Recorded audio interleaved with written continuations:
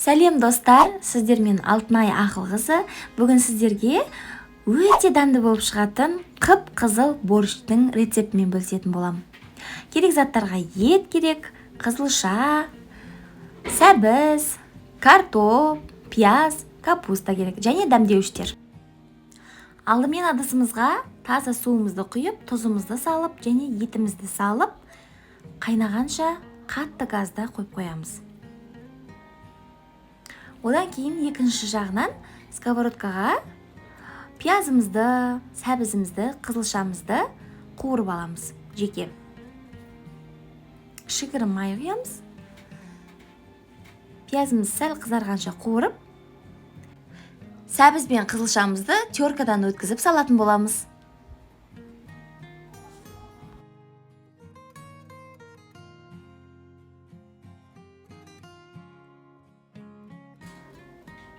Мінекей пиязымыз қызарды, кішкене қуырылды, сәбізіміз салып қуырып аламыз 2-3 минут.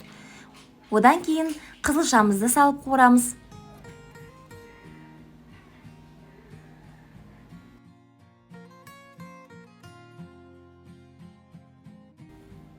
Мінекей суымыз қайнады. Енді көбіктерін алып тастаймыз осылай сүзгі арқылы. Содан соң капустамызды жіңішке ұзынша етіп турап саламыз.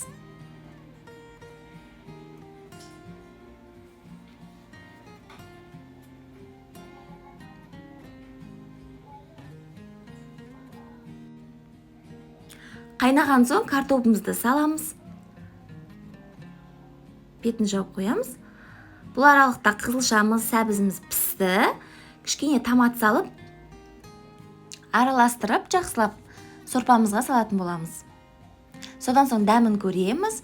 Тұзын, қара бұрышын өз қалауларыңыз бойынша саласыздар. Дәміне қарай.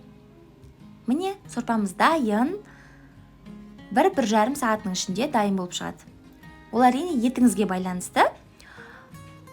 Үстіне енді укроп, өз қалауларыңыз бойынша қосып жей берсеңіздер болады. Ас болсын, сіздермен болған Алтынай Ақыл қызы. YouTube арнама тіркеліп, лайк басып, комментарий жазуды ұмытпаңыз. Рахмет, сау болыңыздар.